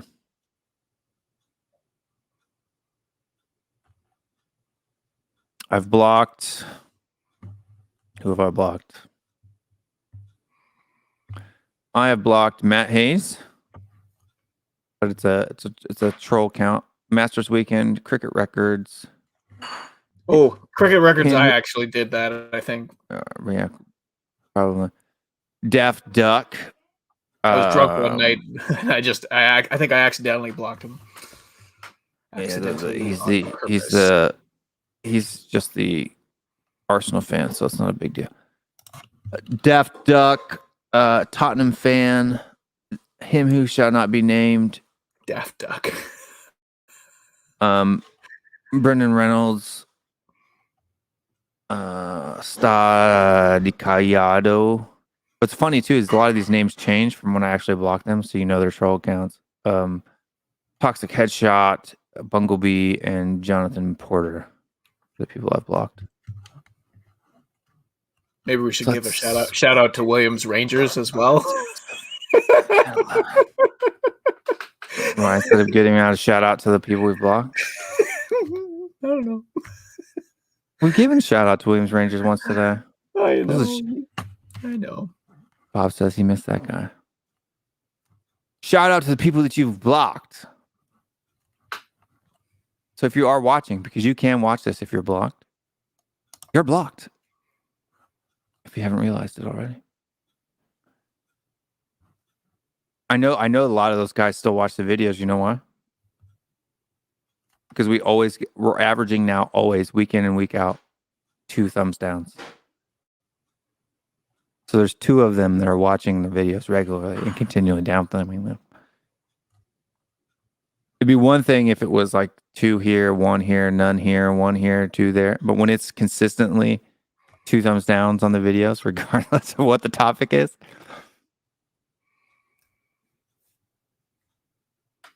It's nice that I live rent free in your brain. It's nice.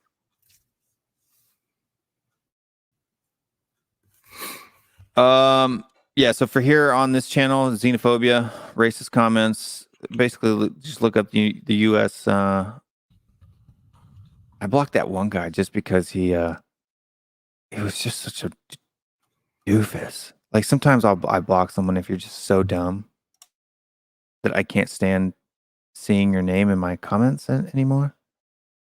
And I just have to block you. Does that ever happen to you? Where you just get like, you've talked to somebody, you've tried to talk to them.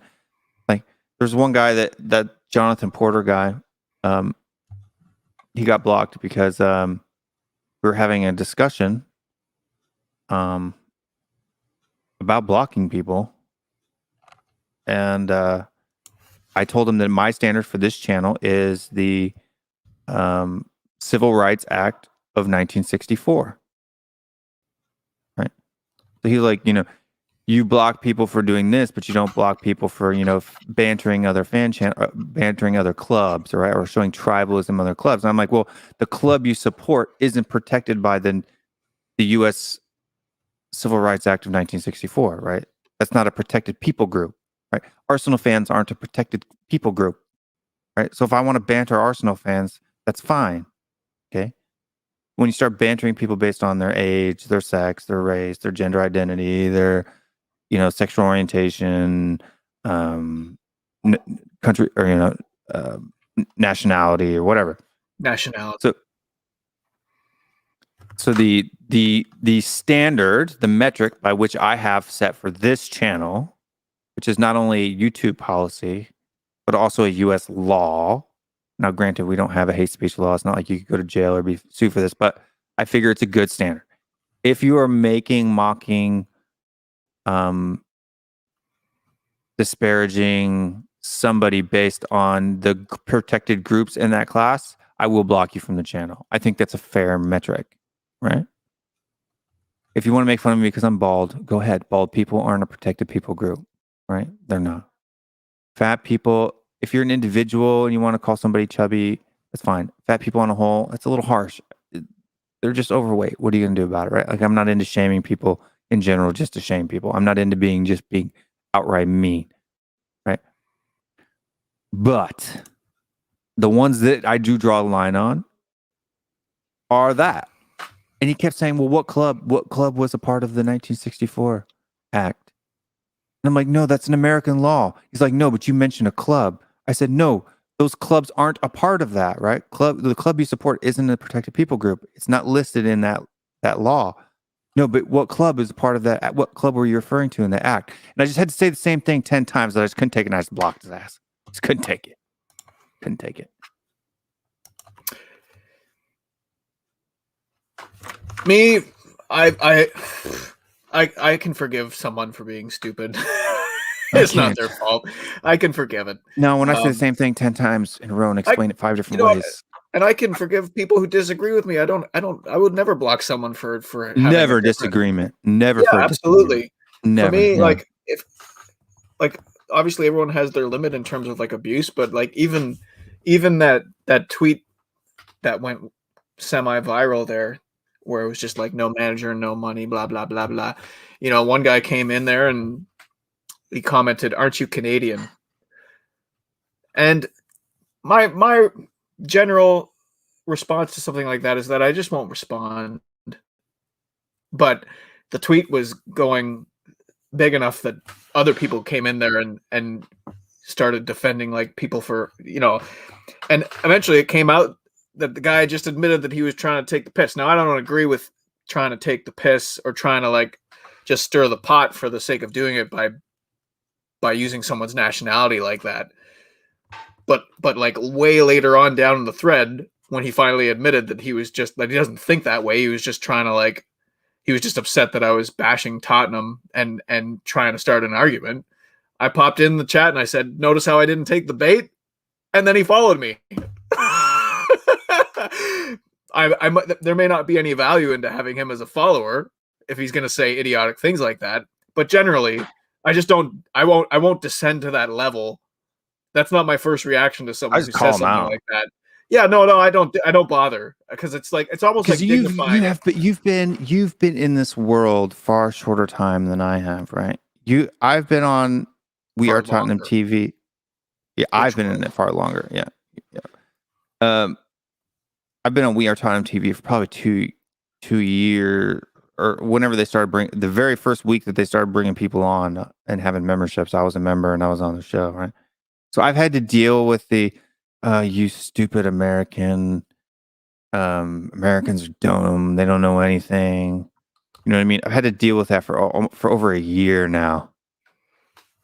So I've lost. There was a time when I just didn't even mention it. I didn't even say anything. Like I bet you can even go back onto We Are Tottenham TV and look back at the very first time that I even lashed back at that on We Are Tottenham TV, and it was months after the fact. Right, months after the fact. My patience for it has grown, and I can see your patience is growing thinner and thinner with it as time goes on as well. No, you may reach a point where. Listen, I'm never gonna let shit like that bother me. Like I said, if I get into it with that guy, first of all, like, you have to accept that there are different levels in different cultures. Stupidity. Levels of stupidity, levels of things that are considered acceptable in terms of xenophobia and racism and everything like that. Look at Prodigy going in for Gattuso, right? It looks like a nonsense move from the standpoint of the UK society, but that's the difference. That's a big difference between the Italian society and so, like, for me, I just let it roll off my shoulders, man. I don't carry that stuff. It's like, no, because it needs to stop. That's the only reason, that's the only thing I stand up against about racism, xenophobia. I'm not gonna put it on, but I'm not interested in, like, because really it's more about this guy isn't really xenophobic. He just wants to start a fight, right? And I know that I'm right and I'm wrong, because the fact that he said it, he said what he said. I just don't want to go down to that level. It's not worth my time. It's not worth talking about with them. I don't feel like I would be able to change that person's mind if they are at this point in their lives already. I think they can. I'm not going to be the person at the front lines fighting the fight. But can we, especially our friend who shouldn't be named, our friend who shouldn't be named, to be honest, to be truthful, they may not have changed the way that they think, but they are recently far more careful with the words they choose. Have you not noticed? Maybe a little bit. Taking down the video. Well, I don't know if that video was taken down by him. I think it was taken down by YouTube. Don't know. No, I think it was. But yeah, we can talk about that. But I gotta go. Yeah, for sure. So, but goodbye, Cody. I'll head to outros if you got to go pick up the girls. I do, yeah. Girls. So it's far past our normal time anyway. So gotta feed them and water them. Change their dippers. Make sure they got water in their bowls. Well, go ahead, jump, man. I'll close it out for you if you got to jump. Bye, everybody. Have a good bye, guys. Have a good night, Cody. Everyone. It's coming home. Be safe. Be responsible. Drink some water before bed. We'll see you tomorrow. See ya.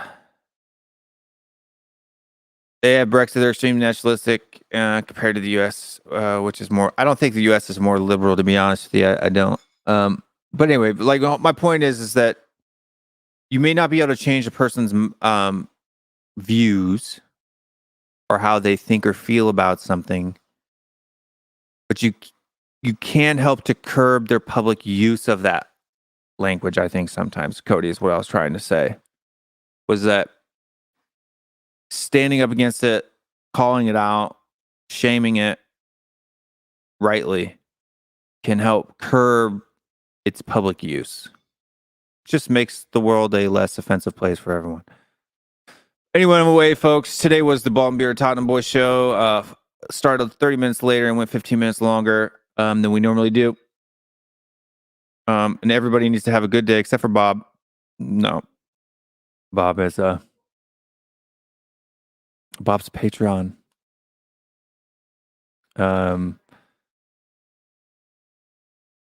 But no, the Brilliant Show hasn't been taken down.